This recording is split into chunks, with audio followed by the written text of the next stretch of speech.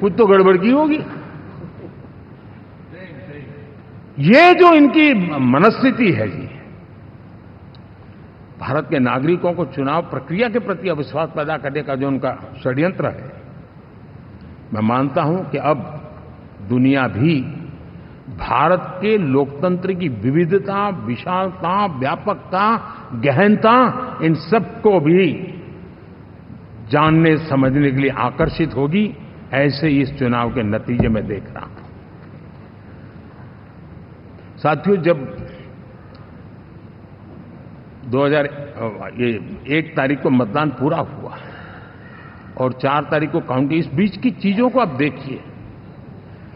योजनाबद्ध तरीके से देश को हिंसा की आग में झोंकने का बयान दिए जाते थे। यहां इकट्ठे होना, यहां पहुंचना, यहां करना।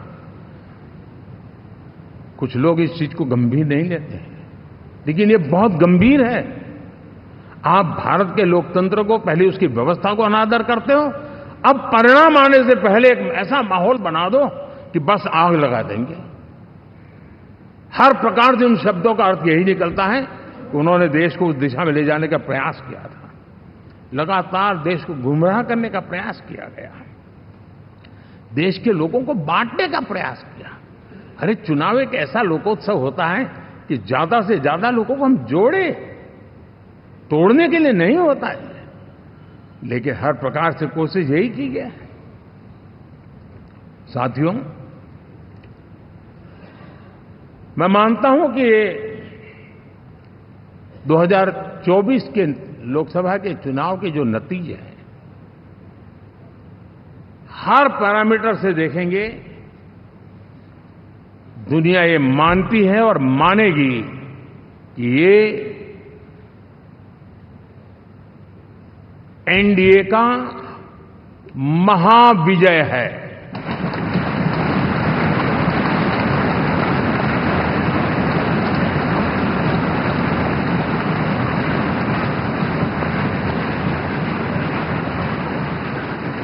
और आपने देखा 2 दिन कैसा चला, जैसे हम तो हार चुके हैं, गए।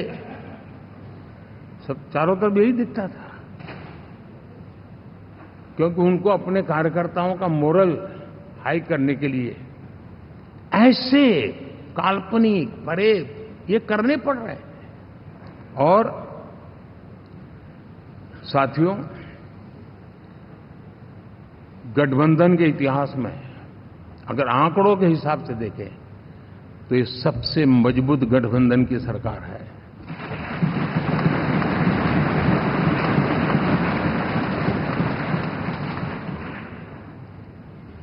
लेकिन कोशिश ये की गई कि इस विजय को स्वीकार न करना, उसको पराजय के छाया में डुबो कर रखना। लेकिन उसकी ऐसी चीजों की बाल मृत्यु हो जाती है, और हो भी गई। लेकिन देशवासी जानते हैं कि न हम हारे थे, न हम हारे हैं।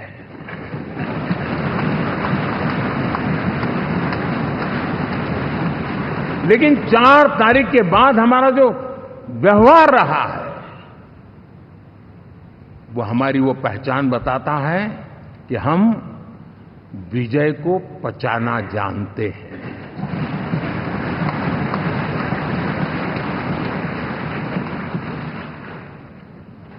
हमारे संस्कार ऐसे हैं कि विजय की गोद में उन्माद पैदा नहीं होता है, और न ही पराजित लोगों के प्रति उपहास करने के हमारे संस्कार हैं।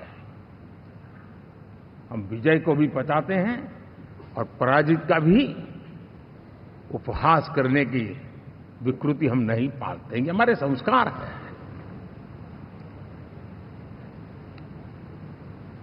अब किसी भी बालक को पूछो कि भाई लोकसभा के चुनाव के पहले सरकार किसकी थी, तो कहेगा एनडीए। 24 के नतीजों के बाद सरकार किसकी बनी, एनडीए। फिर हारे कहां से भाई?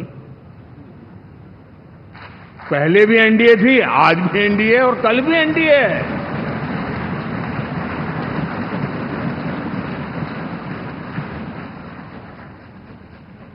आप सोचिए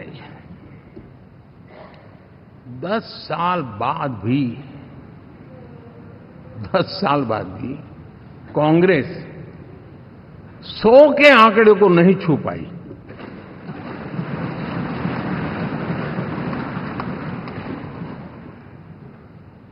और अगर मैं 14, 19 और 24 3 चुनावों को जोड़ करके कहूं, कांग्रेस के 3 चुनाव जोड़ूं, तो इन 3 चुनावों में जितनी सीटें मिली है उससे ज्यादा हमें इस चुनाव में मिली है।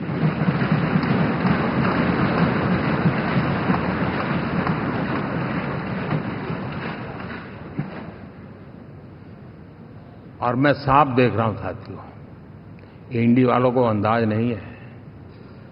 वे धीरे धीरे पहले तो डूब रहे थे, अब तेज गति से ये गर्त में जाने वाले हैं।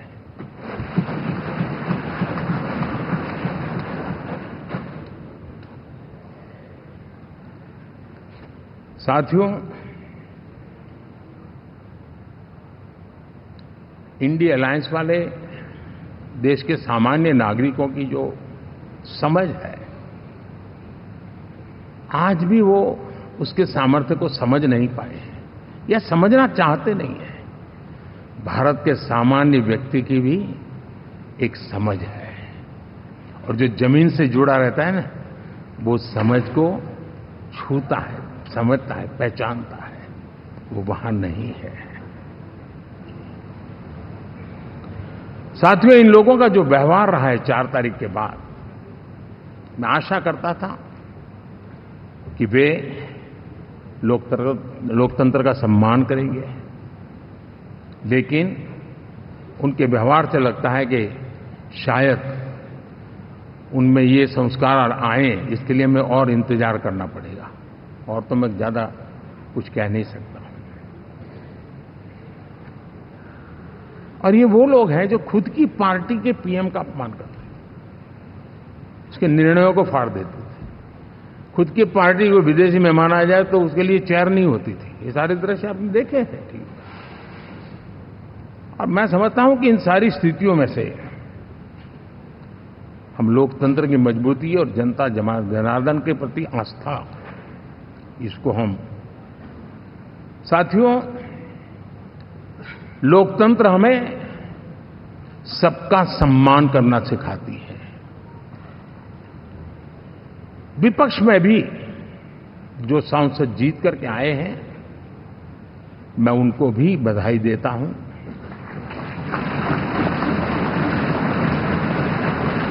और मैं पिछले 10 वर्ष में एक चीज मिस कर रहा था कि debate, participation, quality of debate मैं मिस कर रहा हूं। लेकिन मैं आशा करता हूं कि अब इस नया जो सदन बना है, वो कमी मुझे खलेगी नहीं। शायद हमारे साथी भी राष्ट्रहित की नीयत के साथ सदन में आएंगे, और भले वो विपक्ष में बैठे होंगे, लेकिन राष्ट्र के विपक्ष में नहीं है, हमारे विपक्ष में है। राष्ट्र में तो हम सब एक ही दिशा में हैं।